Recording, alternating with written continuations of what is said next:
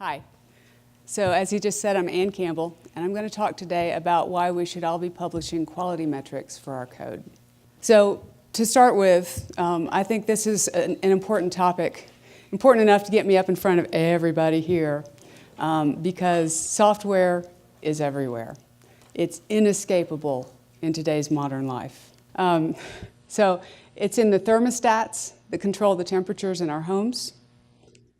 It's in the light bulbs in our homes. It's in the locks on our doors. It's in the gadgets that we use to cook our food. It's in the forks that some of us use to eat that food. And when you're done with that food, yes, there is a toilet that you can flush from your smartphone.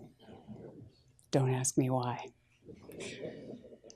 More seriously, it's in the phones that we rely on every day. It's in our cars. And it's in the systems that keep us safe. And as software professionals, we know that software is written by people and that people make mistakes. Sometimes the cost of those mistakes is just a little inconvenience or embarrassment, depending on your side of the issue. Sometimes the cost is far higher. Sometimes the cost is money. Sometimes the cost is privacy. Sometimes the cost is identities. Potentially our physical safety, our health, and even our lives. So does this mean we're doomed?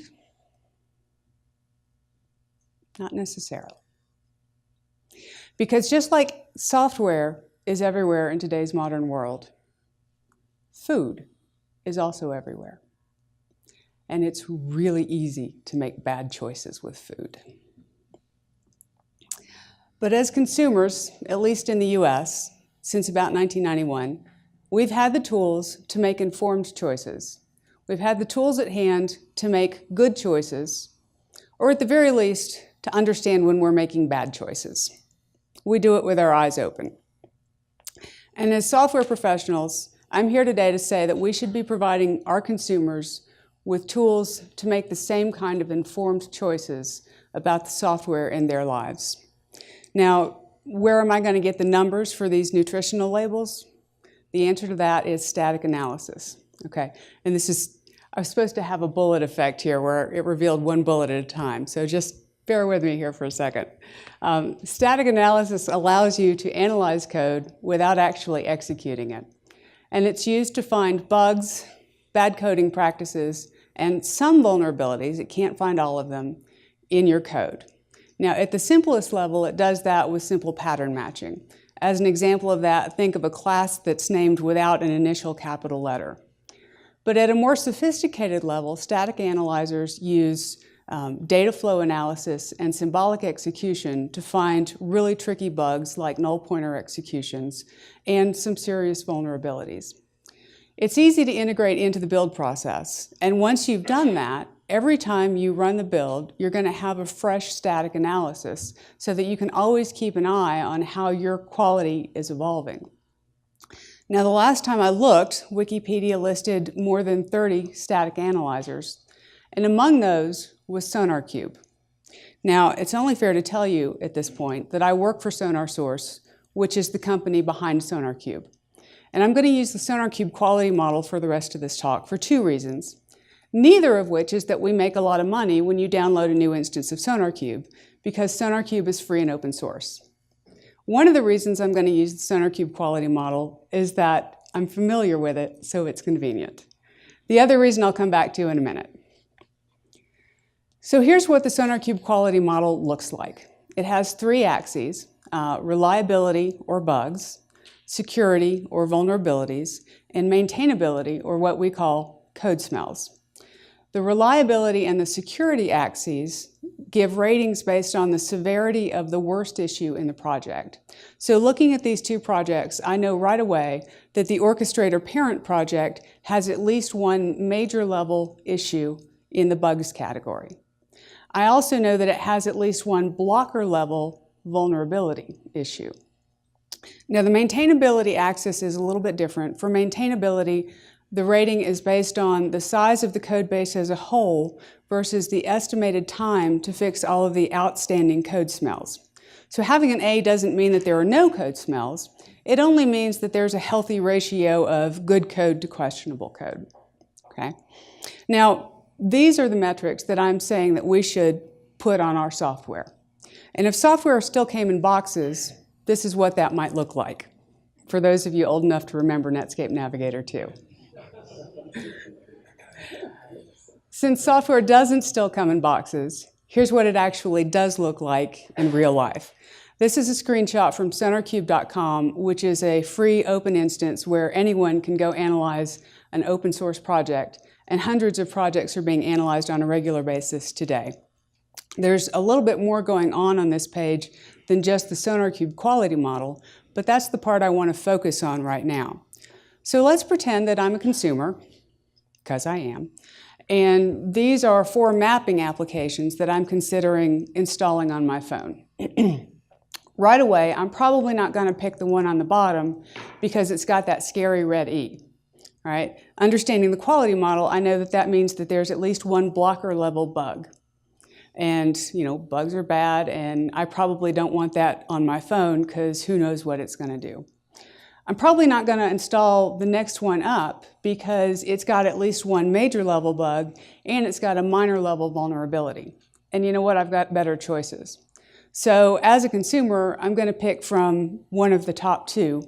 All other things being equal, I'll go for either the one with the best features or the one my friends use, right? And get me to where I'm going pretty reliably, hopefully. So again, why? And again, I was supposed to have the bullet effect here, so sorry. We start with the old saw that if you analyze it, if you measure it, you can improve it. And at the very least, you should be running static analysis on your code. Because if you're not analyzing your code, you don't know where your problems are. You don't know where your hotspots are. You don't know where you're going to have future maintenance issues. So at the very least, you should be analyzing. But once you start analyzing, my hope is that you'll begin publishing.